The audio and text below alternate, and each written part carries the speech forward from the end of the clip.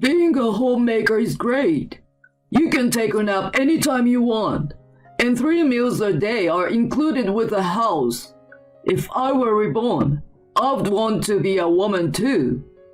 Seriously, they call women like mom parasites. Ha ha ha, that's right. My husband and Ricky enjoy such a conversation behind my back as I wash the dishes. So what about the dinner you two are eating? Who's cooking and who's making the choices? My name is Kathy. I live with my husband Michael and our university student son Ricky. Every day, I receive insults like parasite from both my husband and son. Admittedly, I'm currently unemployed and a homemaker, but there is a valid reason for becoming one. Before marrying my husband, I was actively working in a demanding job. On the other hand, my husband's job involves frequent transfers and business trips. He asked me to become a homemaker, and although I loved my job, I had to quit and focus on our family to be with him. His job often took us far from my hometown. Adapting to unfamiliar places was challenging at times, but we were reasonably happy as a family of 3. Fast forward 10 years from our marriage, around the time our son entered elementary school. My nomadic life is finally over. From now on, we'll be moving near my parents' place. Eh? Near your parents' place? More than joy, surprise took precedence. Yeah, I hope to be closer to my parents. It's easier for both you and Ricky to settle down, right? That's true, but while settling down in one place as my husband suggested would be convenient, I couldn't bring myself to be happy about this fact. That's because my in-laws had disliked me since the beginning of our marriage. A wife upon entering the household prioritizes her husband. Since you became a daughter-in-law, you have to serve us too. Every time they spoke, my in-laws would say this. I'm happy to have settled down, but now my in-laws are calling me frequently. What to buy, what to do with all the mother-child stuff. They take advantage of the fact that I'm a housewife and give me a lot of work. After several months of living like this, my patience had reached its peak. My in-laws treat me like a slave every day, and my husband doesn't help me at all, even when I ask for advice. I got tired of even looking at these faces and decided to take this opportunity to start working part-time. Just then, my parents-in-law had an accident while on vacation. Although the other side was unharmed, both of them are now in need of care because of the accident. Even in this situation, my husband's carefree attitude remained unchanged. Kathy, you are a stay-at-home mom, so you can watch dad and mom at home, right? Huh? What are you talking about? I responded to my husband's words with confusion. Take care of your parents? All by myself? What's wrong with that? Ricky is already in elementary school, and my parents want to stay at home. A housewife just hangs around during the day, so why not do that? You can't just ask me suddenly. I've never done caregiving, and taking care of both at the same time. Stop making excuses. Who do you think allowed you to lead such a lazy life as a housewife until now? Lazing around during the day? A lazy life? Didn't you ask me to quit my job in the first place, saying you wanted me to be a homemaker? I do everything around the house. Just how selfish can you be? If we didn't have a son, I would have definitely divorced you. I couldn't forgive my husband's words at that time. In the end, I ended up taking care of my in-laws. Their bodies are the only things restricted. Their minds are perfectly healthy. My in-laws, as if venting their pent-up frustrations, relentlessly bullied me. Kathy, You are useless. Can't you do anything right as a wife? Oh, I'm sorry. After sipping the tea I brewed, my father-in-law suddenly threw the teacup at me. How can anyone drink such a lukewarm tea? Honestly, even though you are a full-time housewife, can't you even brew a decent cup of tea?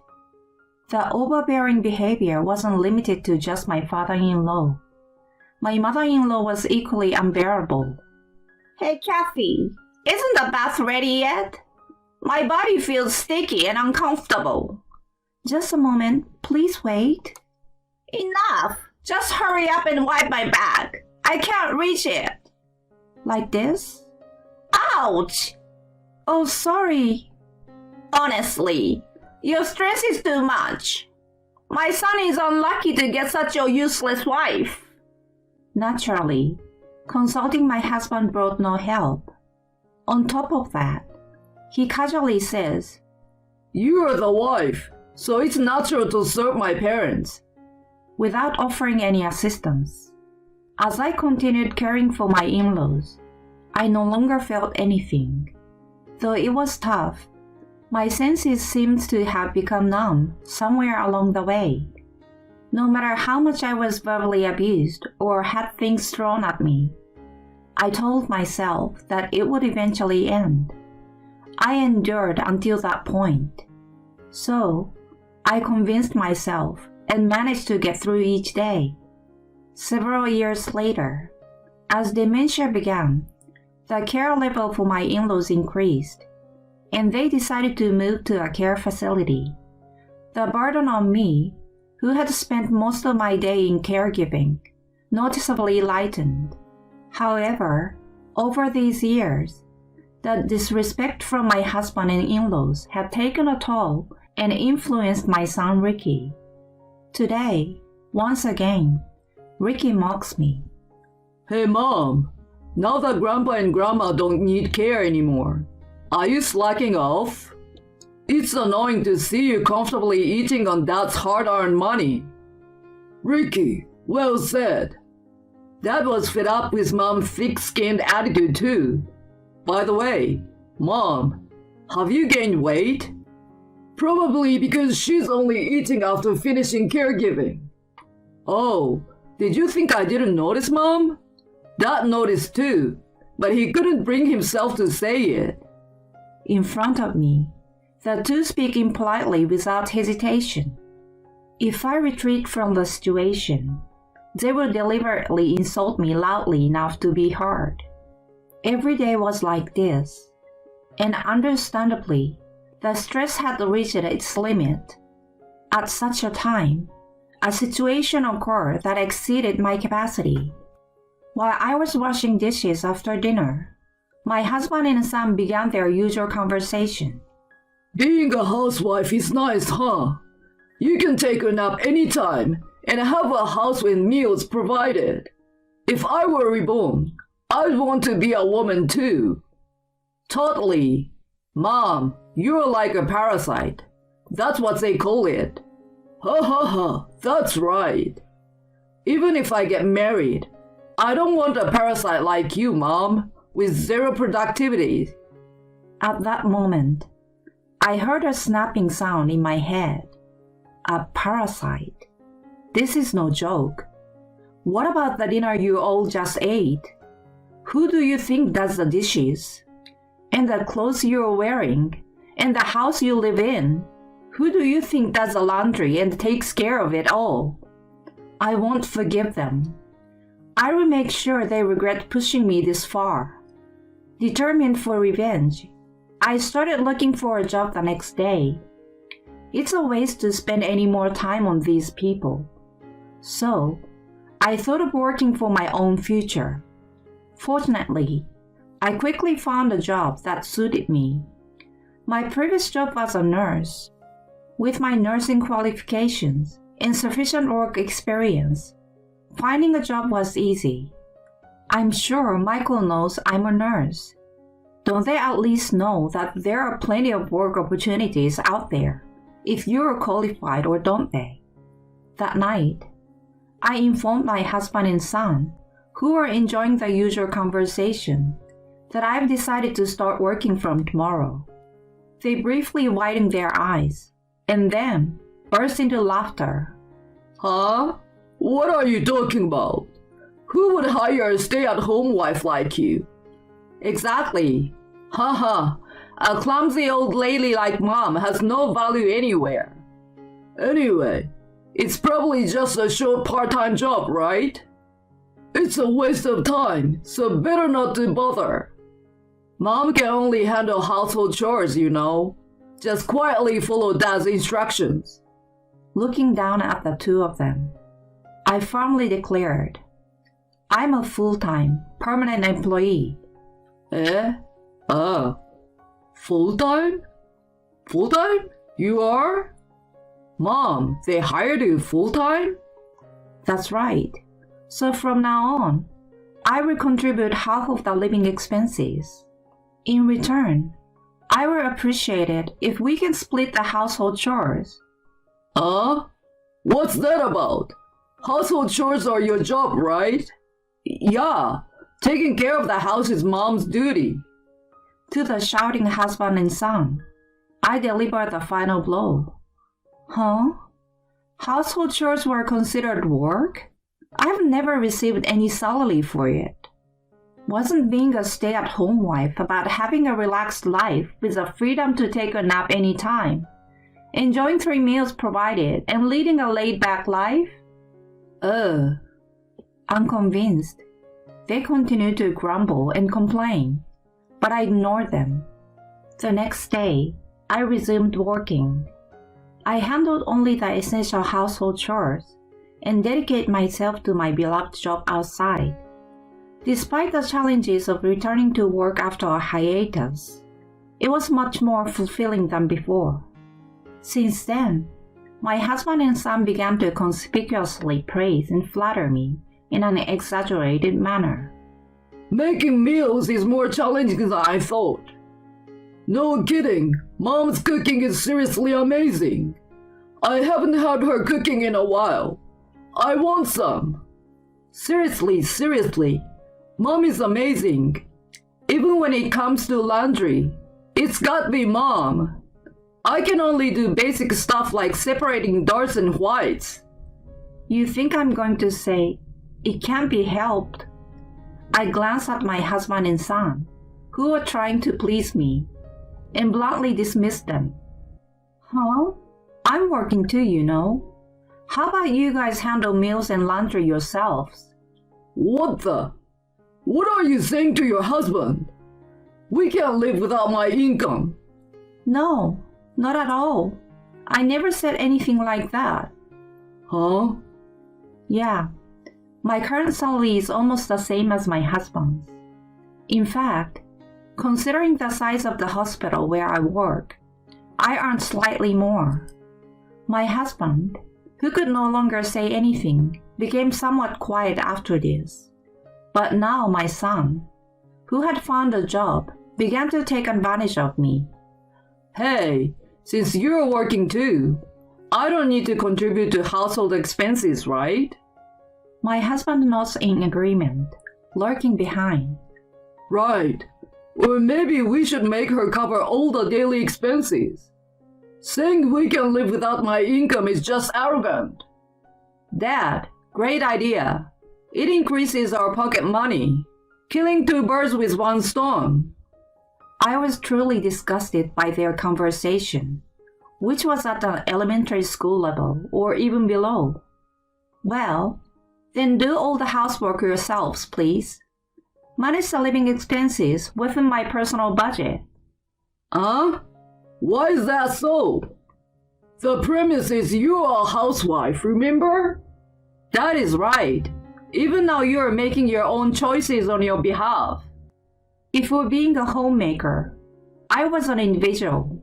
I'm not your housekeeper. Damn it! Besides, you should be grateful I even allowed you to work in the first place. That's right. I've been enduring Dad's nagging all this time, working hard as a student. At that point, my husband nonchalantly took out divorce papers from his bag. He slammed them onto the desk in front of me. Staring at it, I asked quietly, "What is this?" Can't you see by looking? It's a divorce notice. My section is already filled out. I can cut ties with a divorce at any time, you know. You want a divorce? I'm not saying that. You don't want a divorce either, right? I will give you 1 day. During that time, cool your head and think about what's best for you. Understood. With a grinning husband and son in the background, I began to pack my things. Hey, how are you going to handle this? As my husband asked, I turned around and replied, I will stay at a business hotel near the workplace for a while. Fine, understood. Take some time there to cool off. And so, I headed to the business hotel. It wasn't just for a while. I had no intention of returning to that house anymore. I checked into the hotel and continued commuting directly from there the next day. This continued for several days.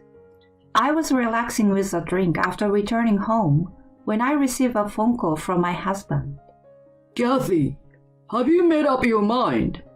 Both Ricky and I are hungry, so come back and make dinner. I've made up my mind, but I won't be coming back. What?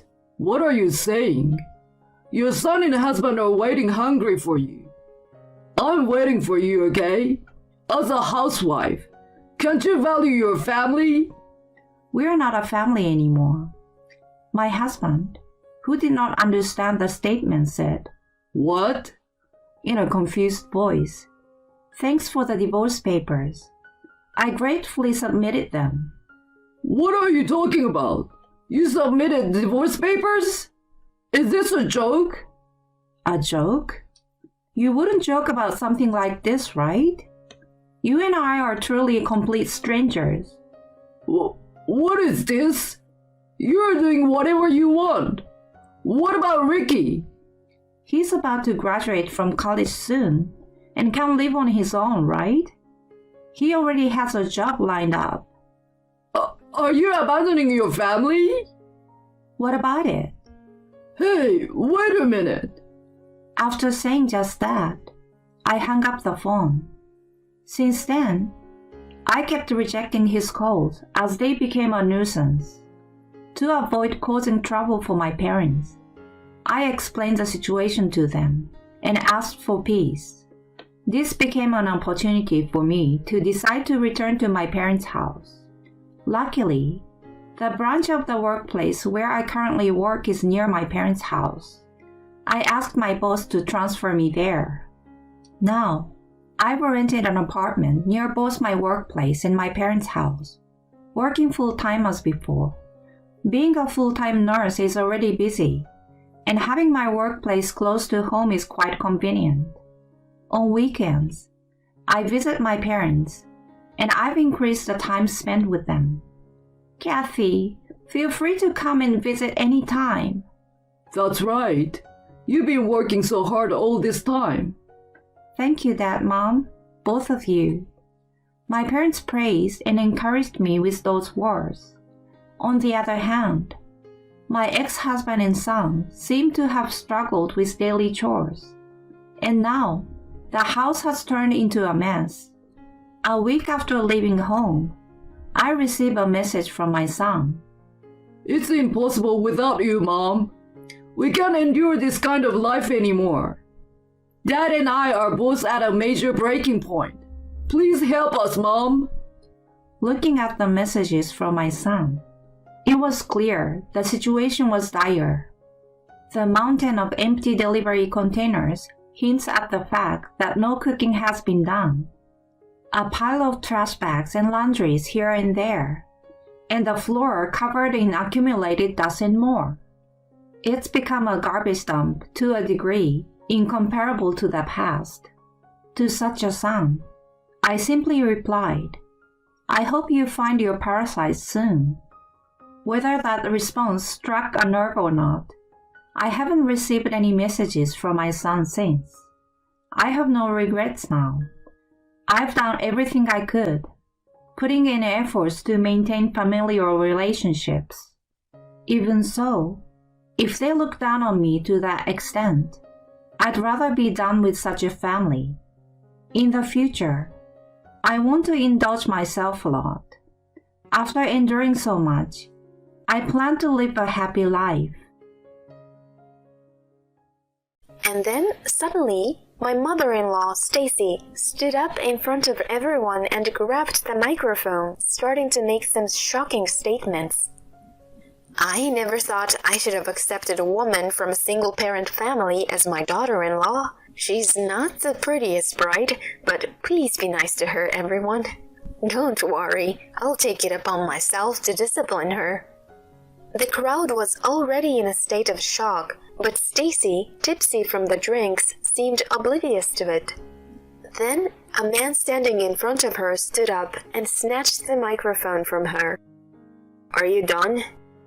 My name is Marie, a 34-year-old corporate employee. I've been working for the same company since graduating from college, which has been 12 years now. It surprised me how quickly time had flown. Most of my friends are already married or have children. I, on the other hand, have always been career-focused and I'm still single. But now I have a boyfriend whom I cherish. His name is Travis, and we've been dating for about a year.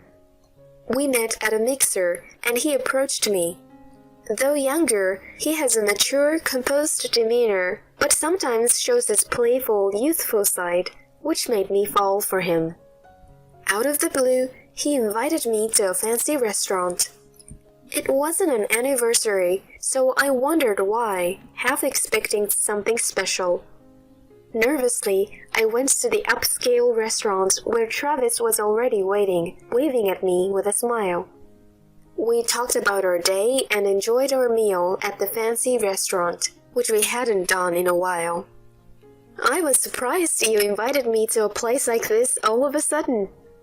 I thought it would be nice once in a while. Actually, today marks exactly 500 days since we started dating. He showed me the screen of an anniversary app that displayed the number of days we had been together. I realized that this was its way of celebrating a milestone I wasn't even aware of. I had hoped for a proposal, but it seemed that wasn't the case. Still, I was touched that he cared enough to celebrate a day I hadn't noticed. I'm stuffed. I'm really satisfied with the delicious meal we had today. As I said this, he suddenly turned serious and looked at me intently. What's wrong? He swallowed nervously and slowly opened his mouth. Marie, will you marry me? Saying this, he took out a ring box from his suit's inner pocket and opened it to show me. What? I was caught completely off guard. Blinking in surprise, I was speechless for a moment. You mean everything to me. I want you to be my side forever. So, what do you say? Finally regaining my composure, I replied, Yes, of course, I'd be happy to. I said, smiling, suddenly feeling very shy and blushing. Travis was overjoyed, exclaiming, Really? Thank you! I hadn't expected him to catch me off guard with a proposal, but it turned into an unforgettable, beautiful moment. We then visited each other's parents to announce our engagement. I come from a single-parent family, so only my mother was at home. My parents divorced due to a situation involving my grandfather, my father's father, who had accumulated a significant amount of debt. My father decided to divorce so that my mother and I wouldn't be burdened as he worked to repay the debt. Even after the debt was settled, they didn't get back together, and it had been 20 years since the divorce. Travis was nervous when we visited my mother, but she was so friendly and easy to talk to that he relaxed and they got along well in the end. I am so happy a kind man like you is marrying my daughter. Thank you. I promise to make her happy." Hearing him speak so confidently and gallantly in front of us, I felt a bit embarrassed. "Well, look at you, saying such things so smoothly. You're quite the man." "Mom, you don't need to mention that." "Why not? It was impressive." Our visit to my family home ended on a warm note. Next, it was time to meet his parents. Nervously, I went to Travis's family home. The greeting I received there was unexpected. I politely introduced myself to my mother-in-law, Stacy, at the entrance. "Nice to meet you. I'm Marie. I look forward to getting to know you." I smiled, but she didn't respond and instead turned to Travis. "Travis, welcome back. It's been a while. Come on in." She ignored me and welcomed them into the house. Reluctantly, I stepped into what seemed like a challenging future. Inside, Travis's father, Mike, was sitting on the sofa. "Ah, you're Travis's fiancé. Nice to meet you. I'm his father, Mike." He greeted me with a smile, and I felt a bit relieved as I returned the greeting. He seemed like a kind person, chatting with me warmly.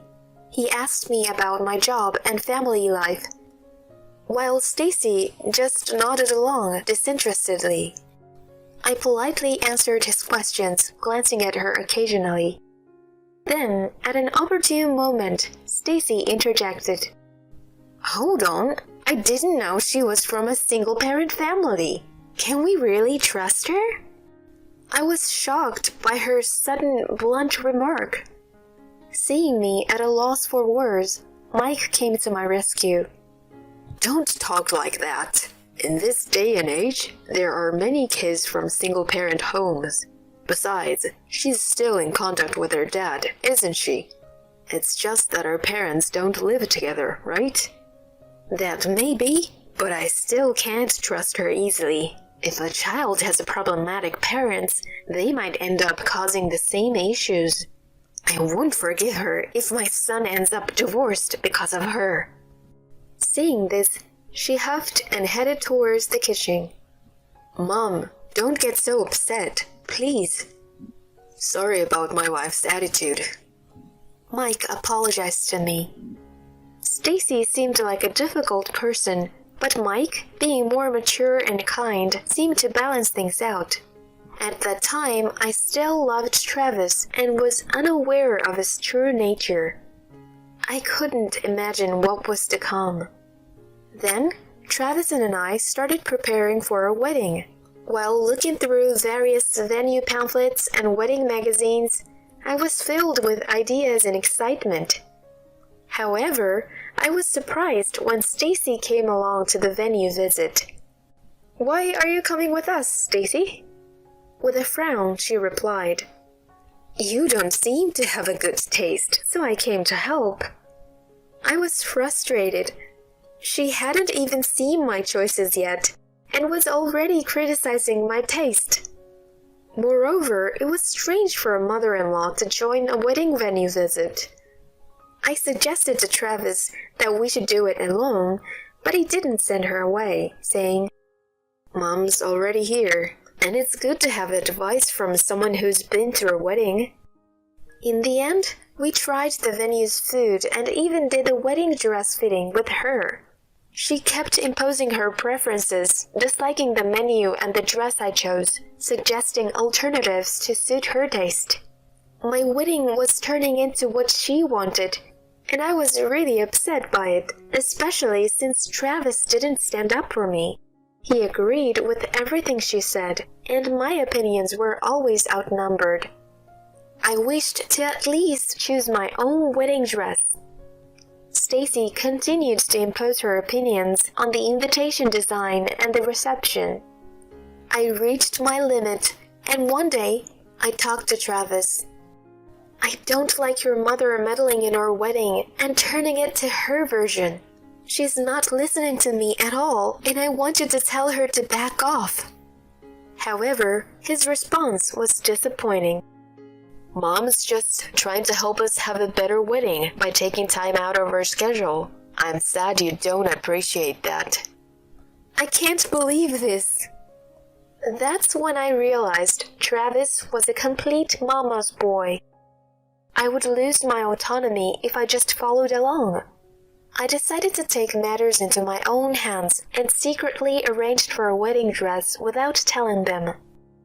I reported to them that I had arranged the dress Stacy chose. Months passed and the wedding day arrived. Marie, what's with the dress? It's not the one I picked. Predictably, Stacy was shocked to see that I had secretly chosen a different dress. But I was prepared. I need to assert myself and make my own decisions known to her. This is my wedding. I wear the dress I want. Her eyes widened in anger. What a disrespectful bride! Do you think you can get away with this? I won't be intimidated. Don't expect me to always follow your way. I stood my ground firmly. Stacy was fuming. Quiet! You're about to become a daughter-in-law. You can't defy your mother-in-law. Our argument escalated, and Mike hurried into the dressing room, hearing us. Today is about Marie. What are you thinking, yelling at the bride? His intervention calmed her down. But Marie, I don't want to hear it. The ceremony is about to start. Let's go. He said that, and forcibly took her out of the dressing room. I was relieved that she was gone. But something else was bothering me more. Hey, why didn't you just stop the fight when your mother and I were arguing so loudly? Travis was there, but didn't intervene or try to stop her. He just stayed silent. Well, it wasn't really a big deal, was it? What are you talking about? It was a huge argument. How can you say it's not a big deal when your wife and mother were fighting like that? As I pressed him, he suddenly slammed his hand on the table. Enough. This isn't important right now. I was taken aback by his sudden outburst. He realized he had lost his temper and became flustered. Sorry. I was just lost in thought. Lost in thought about what at a time like this? Actually, the company president decided to attend our wedding today. The president? Yeah, the department head has some urgent business, and when the president heard about it, he decided to come instead. Oh, really? And what's this lost in thought about? What do you think? It's nerve-wracking that president is coming. And if I make a good impression, maybe I could even get a promotion, you know? Is that how it works? I couldn't quite understand his thinking that a good wedding might lead to a promotion, but I didn't want to stir up more trouble, especially since the ceremony was about to start, so I let it go. The wedding ceremony began smoothly, and Stacy behaved, so I was relieved for the moment. Then we moved on to the reception. My friends praised the dress I chose, which made me glad I had picked it myself. The reception was going well, until Stacy caused the scene.